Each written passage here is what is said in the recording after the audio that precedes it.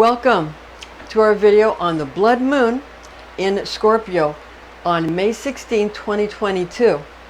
This is going to occur at 4:11 a.m. very early in the morning. We're using universal time coordinated and we're using tropical astrology. Now, a blood moon occurs when there is a total lunar eclipse causing the moon to appear to be the color of red blood. I'm Pastor Rosemary, the Astrology Angel. I'm a Rosicrucian seer, biblical astrologer, Christian psychic, and Gnostic mystic. And this is a Readings by Rosemary Angelic transmission. Now, Luna becomes a complete full moon 4 minutes later at 4:15 a.m. So 4:11 and then 4:15 is when we get a full moon. Now, the blood moon is going to occur at 4:11.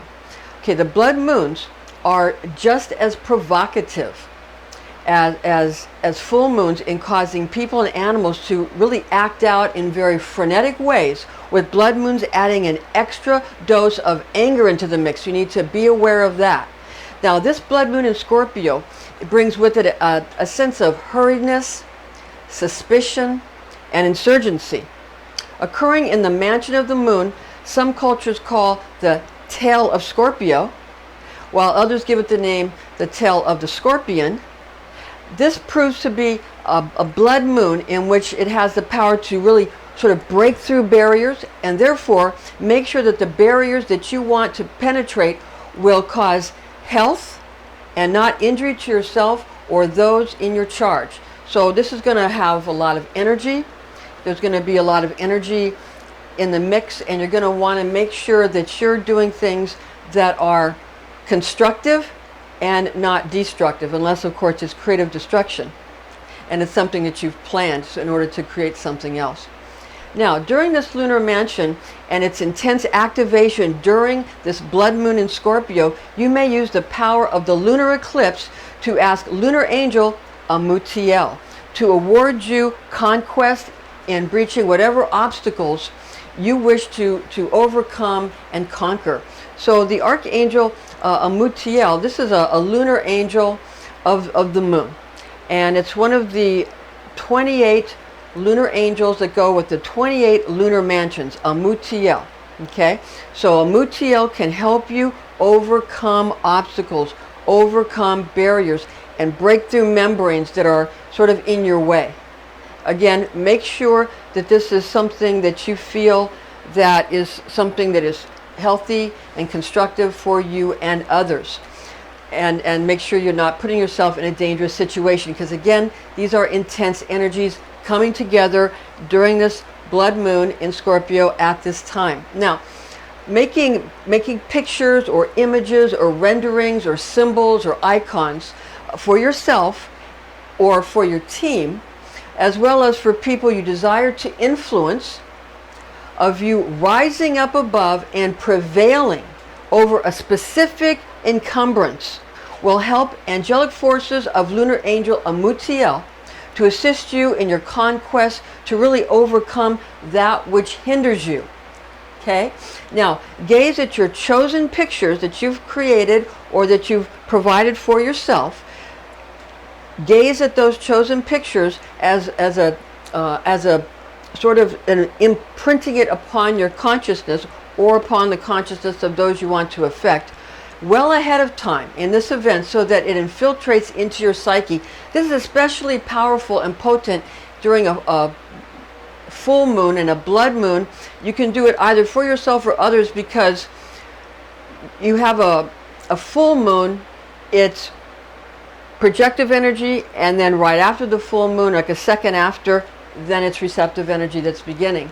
And an eclipse of the moon, a total eclipse of the moon causing this blood moon, is also going to cause a bright moon, a dark moon, and a bright moon. So during the dark times or the waning times, you do a receptive energy frequency, magical talisman where you gaze at it, or you can do when it's becoming full, before that, when it's in its bright phase, before and after the eclipse, but better before if you want to use projective magic. Okay, if you want to project the images onto your target audience.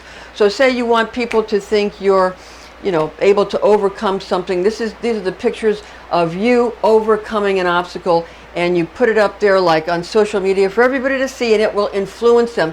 You want to do it ahead of time, though. You want to do it at least a few days ahead of time. Some people do it, maybe a couple weeks ahead of time. Now, these are very effective. They work. They're used in Hollywood. They've been used for centuries and eons, and over really eons, just for in plays and in pictures and in statues and in images.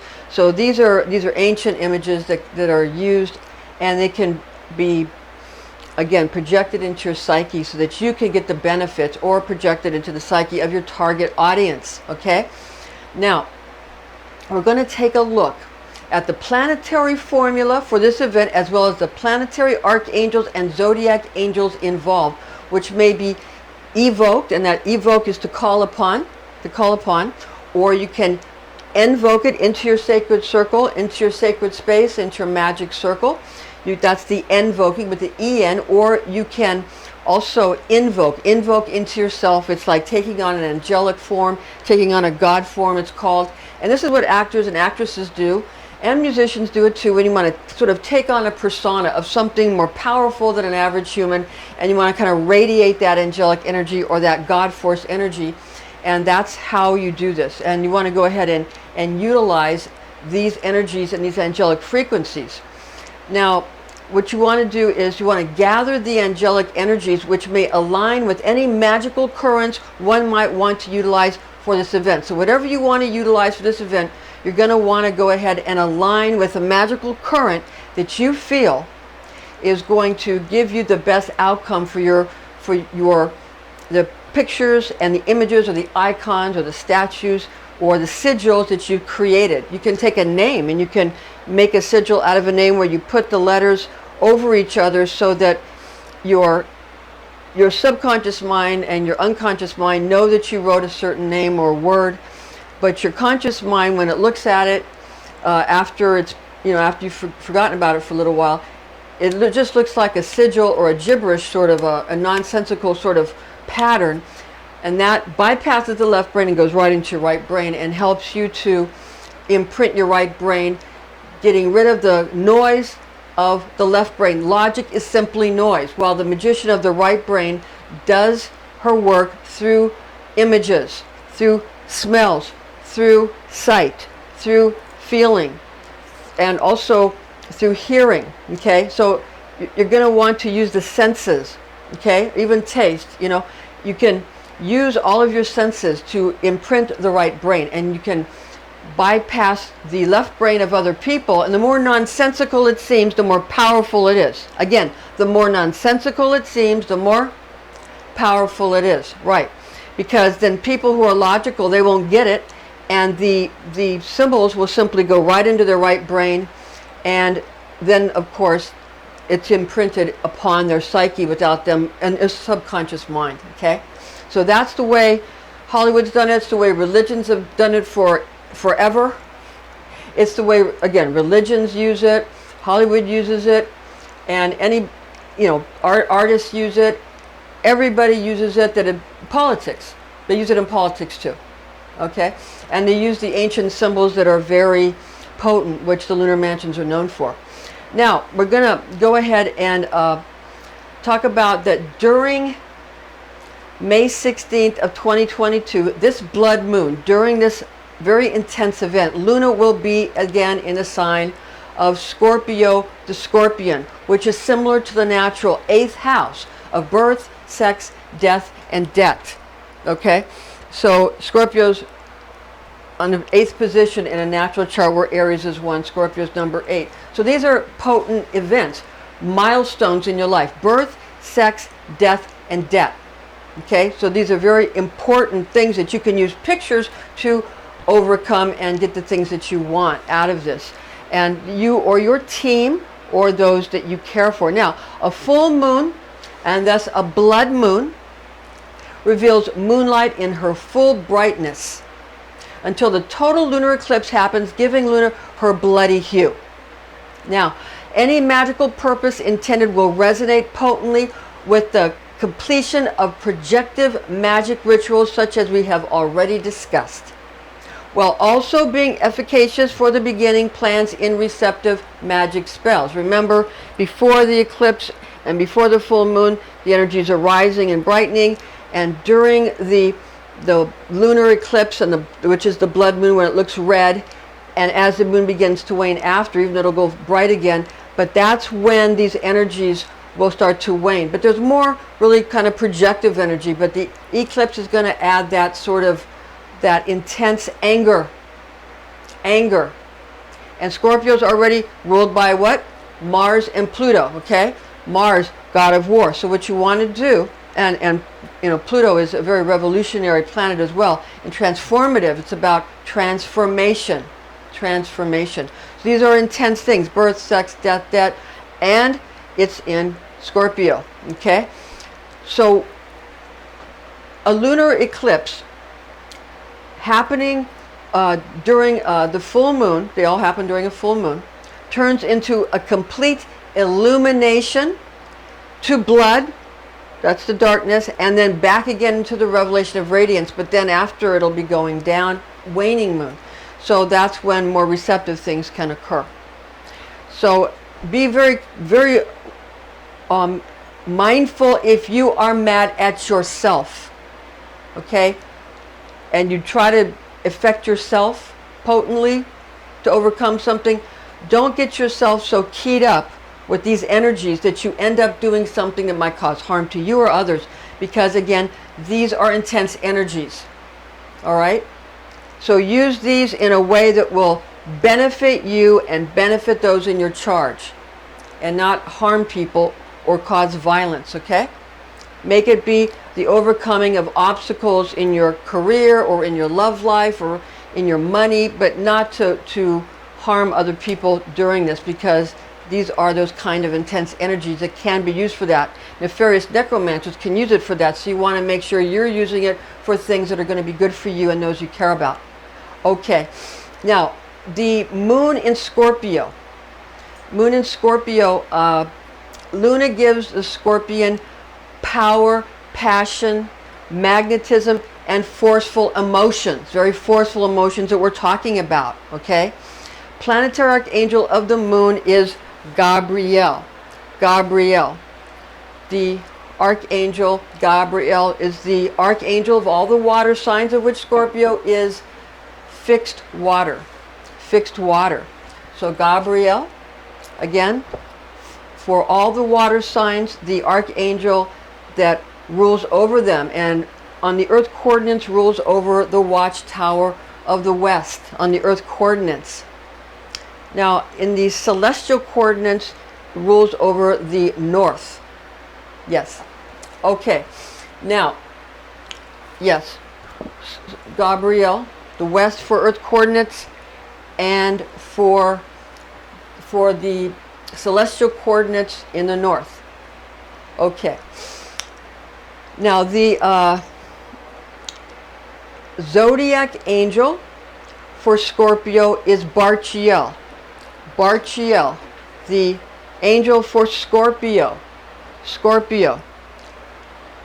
Barchiel, whose divine tone is I create. Now be mindful. Everything has a manifestation on the tree of life, but also there's also a tree of death. And on the tree of death, it's going to manifest as destruction. Okay? So I create, but also I destroy. Just like for a Leo, I will, but also I won't. An Aquarius, I know, and also I don't know. So there's always an opposite to all of these.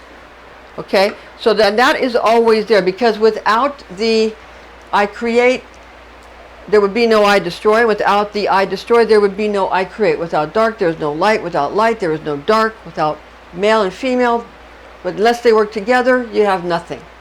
So this is not a bad thing, but this is why Scorpios are so powerful, right? They're powerful. Yes, Scorpios are very powerful.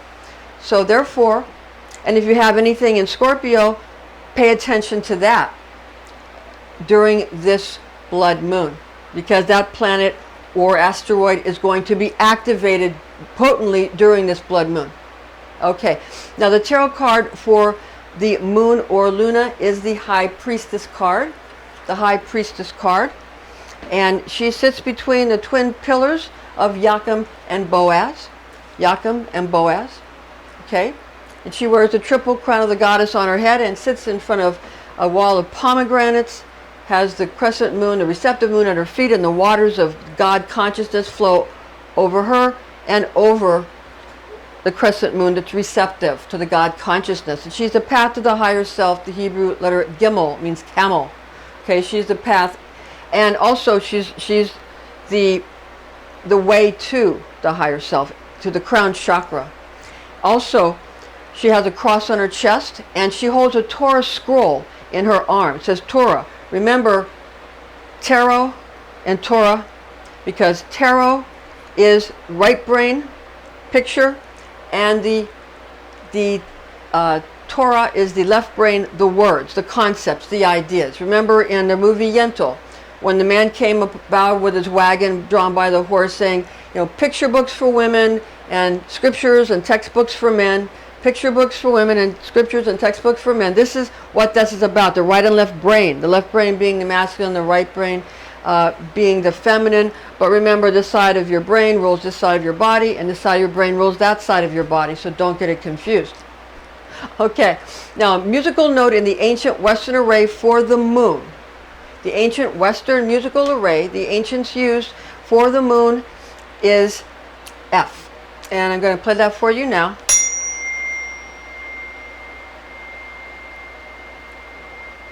That's the healing note, F.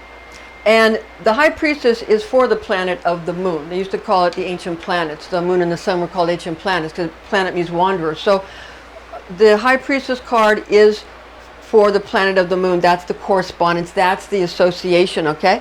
The moon card is for Pisces. So some of the cards are for the planets. Some of them are for the zodiac signs. And some of them are for the elements. The 4 elements. All right. Also, the tarot card for Scorpio is the death card. The death card, which this card, you see the skeleton in the black armor riding atop a white horse, a very alive white horse, which represents sex, and the skeleton wearing the armor, the Grim Reaper, he represents death. So sex and death, because they're one and the same. Sex and death are one and the same. They're the same energy of transformation and leading to a unification of one thing, and then a separation, and then something new being born, okay, after that. So, and there's a sun in the background rising. And there, you see the Pope here also has the energy of the sun. So even if the Pope's body is knocked down, he rises in the sun because he holds the energy of the sun, being the vicar of Christ upon the earth. So this is how the death card, like, it depends on what kind of question you're asking in a tarot reading, what it's going to mean. In a business question, it usually means transformation of some kind. It doesn't necessarily have to be bad, it's often good. In a love question, it means sex. And in a health question, it's not so good. But it's, again, about a transformation, so that's where you want to transform something for something positive. So it really is reliant upon the question, what it means, whether or not it's good or bad. Now, the Western array musical note, the healing note for Scorpio is E. It is E. I'm going to play that for you now.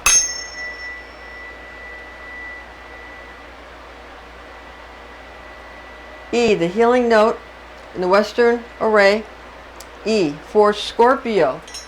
And again, the Zodiac Angel, Barchiel. Right. All right. Now the information found in this document that's attached and also in this video is based on the oral tradition known as Kabbalah, taught to me by Rosicrucian clergy when I was but a young girl, the facts of which I've committed to memory. Thank you so much for joining us. Please join us again next time. We'll see you soon.